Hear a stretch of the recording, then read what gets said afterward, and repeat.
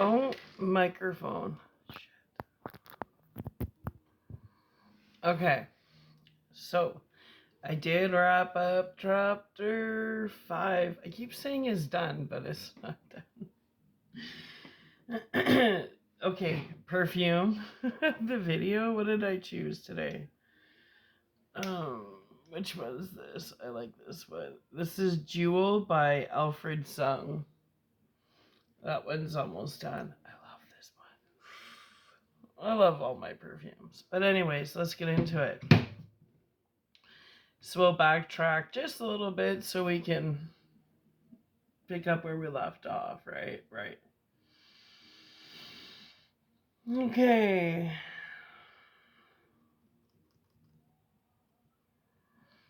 Self growth experienced silently in stormy moments within the four walls of a rundown cafe surrounded by cheap art and served with disposable plastic packaging.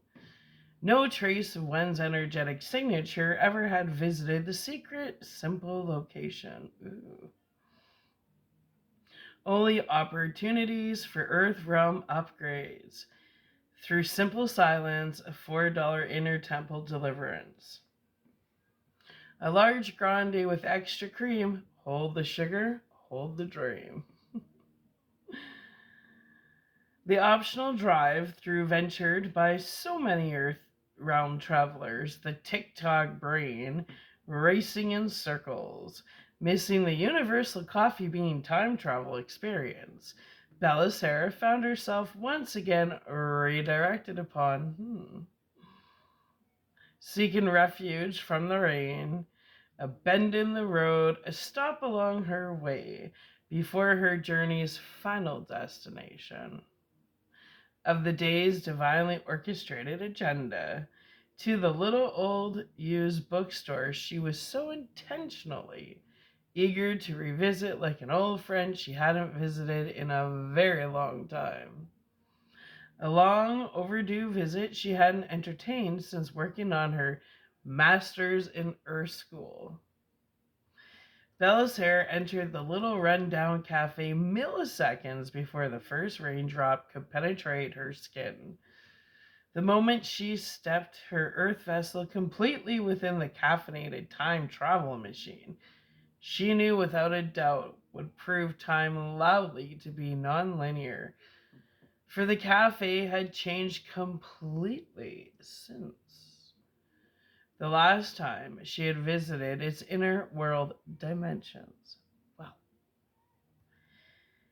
without a doubt, new ownership had taken over, undoubtedly so. A new sheriff was running this little cafe cavern. With deconstruction comes recreation. Regardless, Belisara's day's journey was redirected so she could experience whatever this experience, which clearly presented itself before her ever so craving earth vessel for newness, was. A new tone of color added another dimensional chorus to her colorfully decorated soul song.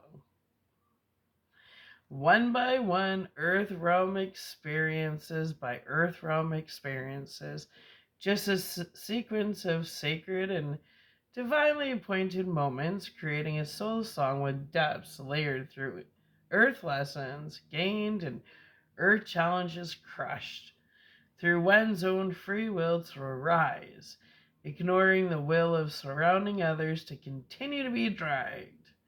The desperation of non-playable empty vessels attempting to drag down the rising ones to their pathetic layers of well-deserved emotional states of hell within their burning temples of dismay and disappointment. Ooh. Useless see you next Tuesdays. If you know what that means, you know what that means. Constantly devoted to dragging down the light into their cold and desperate darkness. Like an amateur chef opening an oven during the critical times a cake is built to rise. Critical timing is divine timing, is sacred timing. is a time space provided for stretching and pain proving to be footstools leading to growth. The chaos before order, the confusion before clarity, like a newly added chorus to her Earth song. Mysteries and surprises found hidden within these four walls of a rundown cafe, surrounded no longer felt like the simplicity of cheap art and plastic cutlery entombed within four simple walls of numbness and nothingness. Belisara stood in line with three people ahead of her. She had never been in a cafe quite like the one she found herself immersed into. Rather than an open atmosphere surrounded by cheap art, the cafe was darker, more private, a darker, more introverted experience. Belisara noticed everyone whom was in line was given a number on a piece of paper, and the customers were clipping the numbers to a clipboard. What in the actual hell were these clipboards all about? Belisara questioned silently to herself while she continued to wait in line with now only one person ahead of her. She leaned in a little closer to find out what these number tags were all about. Good afternoon. Have you been here before? Questioned a deeper man's voice whose face still remained unknown as a hidden mystery. Nope, nope, I have not. My team and I are doing some construction up the street, but when the gray clouds started to roll in, we had to call it a day. Explained a familiar voice to Belisara's ears. Well, allow me to explain the number system. The cafe is filled with single, duo, and group privacy booths. 90% of our customers are introverts who prefer their privacy. On each booth is a place to hang your clipboard with the number I'll be providing you with. Let's say there is someone in the cafe you'd like to talk to. You walk past the booth they're occupying, write down your booth number on the sheet clipped to their booth, then ring the bell hanging from a hook outside their booth. Should you hear two rings echo back, this will be their signal to you they are interested in having a conversation. In each booth is provided a privacy curtain dividing you and the other Earth travelers.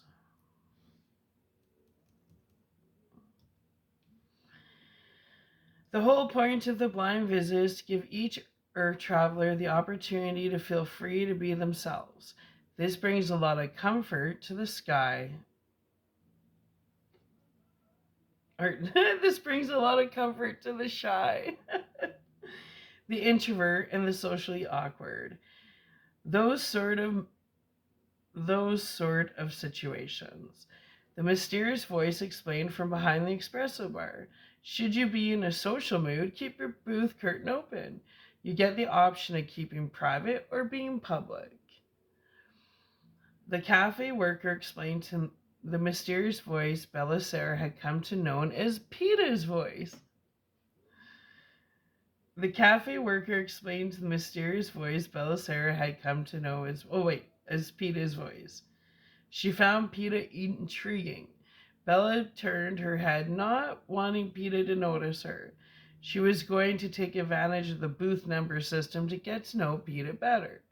Bella knew some way, somehow, Peeta was obviously a prominent part of her divine blueprint.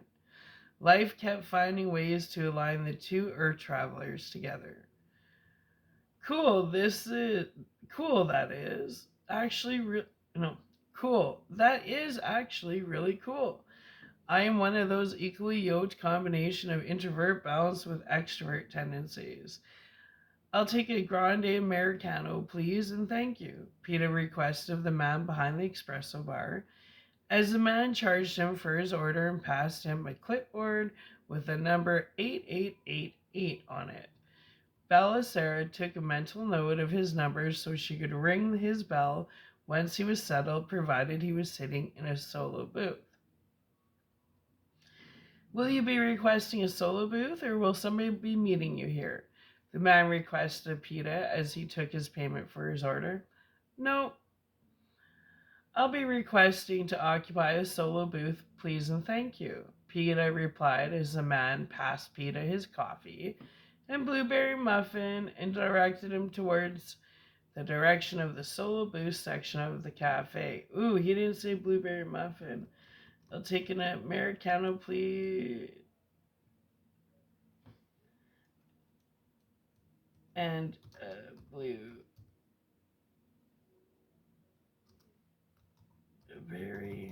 muffin. Thank you. There.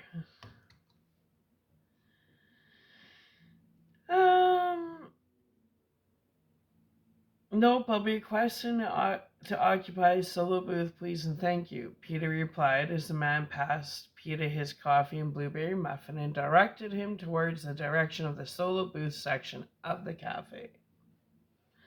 Well, hello, little lady. Have you been here before, or is this your first time here at Styles Cafe? Questioned the man with the deep voice, whom now had a face. Nope, I have not, but I heard all about it while you explained the ins and outs to the gentleman whom was in front of me. I'll be requesting a solo booth, please. And a bowl of hot chicken noodle soup with hot water and a lemon wedge. Please. And thank you. Belisara requested. Would you like your bun heated or toasted with your soup, and what would you like to drink? Shit.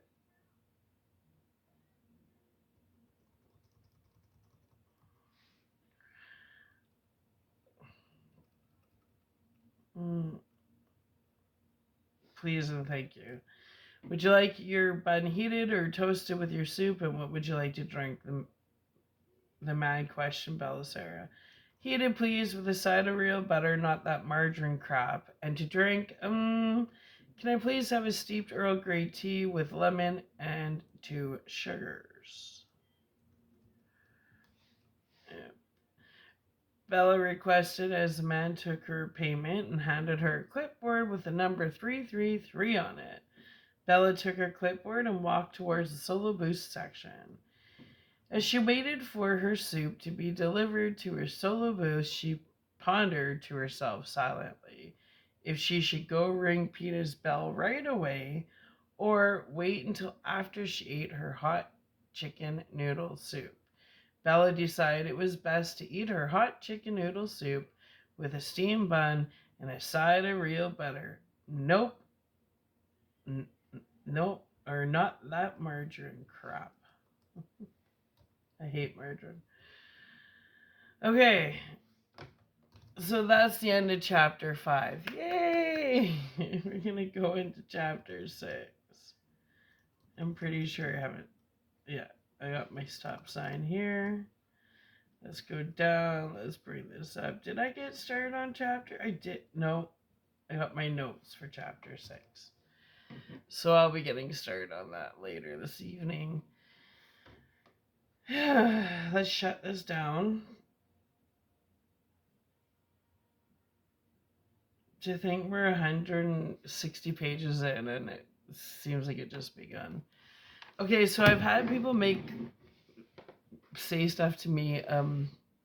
I used to have perfect teeth, no spaces. They called me the Wendy's smile. Why do I have 2 spaces? Well, I don't like to talk about my personal life, but here it goes. I was trying to save someone's reputation, but I'm sick of being cut down for other people's bullshit. Back in 2017, I was a manager at Montana's. I didn't have dental, and my tooth got cracked on a piece of popcorn at the movie theater. And I have never been in so much pain in my life. Well, I couldn't afford to go get my tooth extracted at the time, and I was begging everybody in the family. I'm like I need to get this tooth fixed. Like I couldn't sleep. And nobody would help me, so my dad pulled out my molar with pliers. Here's a shot of tequila. He took pliers, he pulled out my tooth, and sent me on my way, and my teeth started to space. So please quit criticizing me. Keep your opinions to yourself. I had a father who pulled out my tooth with pliers when I was in excruciating pain. And unless you have a father that won't pay for your tooth to get pulled out and chooses to pull your tooth out with a plier, don't be judging me. Please and thank you. Otherwise, the rest of you. I hope you have a wonderful day, and hopefully your parents aren't pulling your teeth out with pliers when they have more than enough money to help you out. But you know what, to each your own. Not all of us were raised with a golden spoon, now were we? So before you criticize me, yes, I miss having perfect teeth. But that's what happens when people refuse to help you and take pliers to your face. If one more person makes a comment about my teeth, I'm telling you, karma's gonna kick your ass. Anyways, so that's why I have 2 spaces between my teeth, because my father took pliers to my mouth and pulled up my teeth rather than helping me go and get my teeth fixed. And it broke on a kernel of popcorn at the movie theater. Does that answer your questions? Perfect, good. As for the rest of you, I love you. Go out there, have a great day. Go visit a cafe, get to know yourself. Try and be the best versions of yourself, right? Okay, love you. Bye.